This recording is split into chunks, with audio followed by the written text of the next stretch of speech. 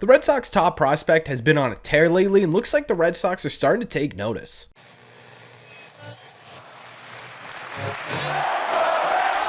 What is going on, everybody? Welcome back to Red Seat Radio. My name is Corbin, and Marcelo Mayer has been one of the most highly anticipated MLB prospects in all of baseball over the past couple of years. It has been even more highlighted lately with the sort of missing hole at shortstop for this Red Sox team. And for Red Sox fans, the biggest question surrounding Marcelo Mayer is, when is he going to be ready to get here? Well, as it turns out, yesterday we got some news that brought him a little bit further along in the process of getting to the major leagues. So that is what we are talking about today. We're going over the big news surrounding Marcelo Mayer, the Red Sox top prospect. We're going to be talking about what led to this news and breaking down how he got there. And we're going to be talking about how this affects the timeline on Marcelo Mayer, plus what this means for the Boston Red Sox. But before we get into that, summer is here, and if you are looking for new and exciting Red Sox gear like the Hawaiian shirt I have on now, look no further than Foco.com. Foco has some of the most unique and collectible Red Sox items anywhere on the internet, and right now viewers of this channel can get 15% off everything site-wide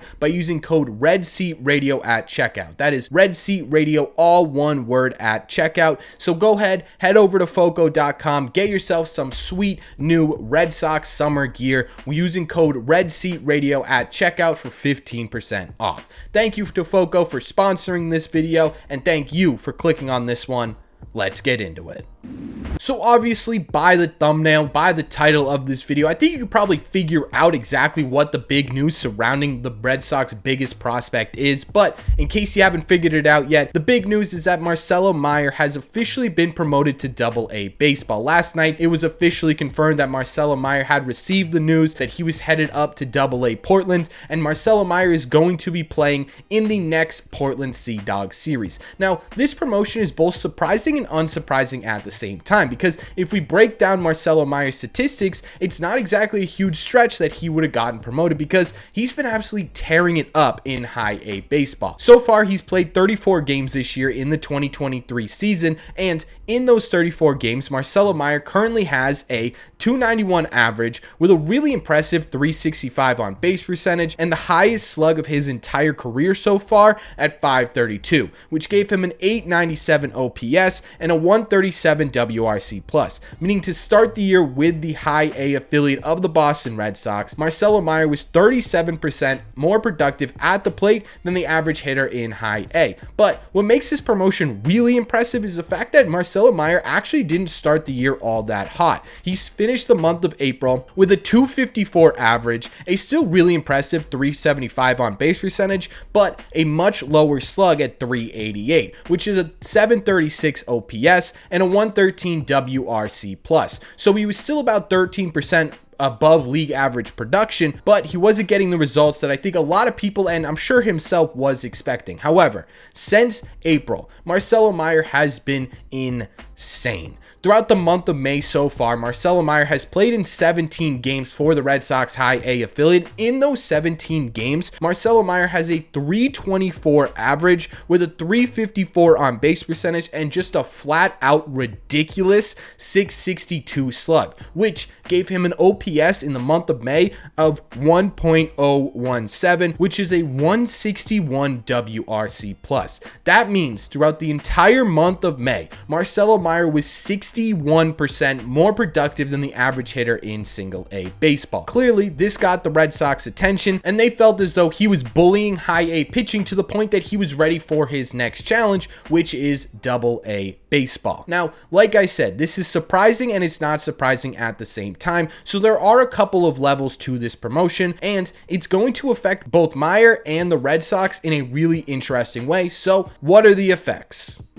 I think this is going to have a huge effect on both Marcelo and the Red Sox in general, but in terms of Marcelo, the first thing to come out of this is just pure joy, right? Marcelo Mayer is, at the end of the day, a human, and he is one step closer to achieving his dreams of playing at the major league level. So for that, congratulations, Marcelo. That is a feeling that you and I, who are watching this video, probably will never experience. So for him to get one step closer to his dream must be an absolutely incredible feeling. As for his actual development itself, himself, this is a really good thing, right? I think it's a little bit surprising in terms of timeline. I don't know if a lot of people had him making the jump to AA by the end of May. I think a lot of people were expecting mid-June to late June before he got the official call up to AA. But what this means in terms of development is that he's actually above predictions right now, which is absolutely crazy to say, right? The number 3 prospect in all of baseball is performing above expectations is actually incredible for Marcelo and for us.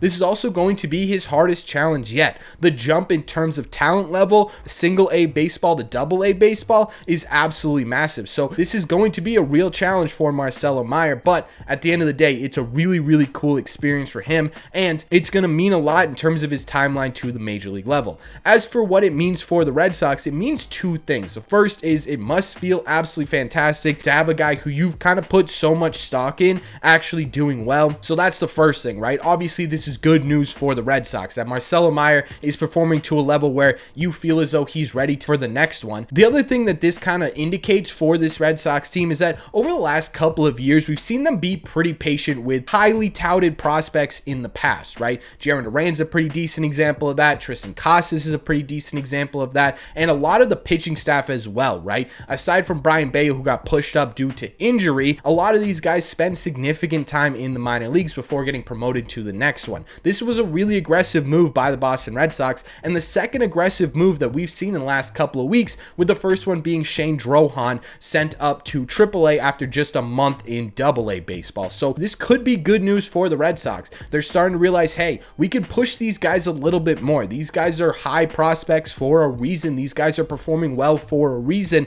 Let's really push them and see what they're made of. Now, overall, in terms of this upward mobility and what it means for the Red Sox timeline on Marcelo Mayer, obviously it's going to push it up a little bit, right? But I don't think it's going to mean anything crazy in terms of his actual timeline. A lot of people are predicting that he'll be up in 2024. Now, this doesn't mean he'll be starting in 2024, but it means that this door is now really open for him to be able to get into the major leagues at 2024, but it's all really going to depend on how he adjusts to AA baseball. Like we mentioned, the skill gap between single A and AA baseball is absolutely insane. There are some huge differences talent level wise, pitching wise at the AA level than there is at the single A level. So don't be surprised if it takes him a little bit to figure out AA pitching. It's going to be a bit of a learning curve for Marcelo Mayer. So in my opinion, this isn't going to mean that they're going to try and push him up towards the end of the year. He's certainly not debuting in 2023. He's certainly not going to be the starting shortstop for the Boston Red Sox in 2024. But what this does mean is that there is a good chance that we could possibly see him at the end of 2024, and this definitely makes the door way more wide open for him to be in this lineup starting in 2025. Again,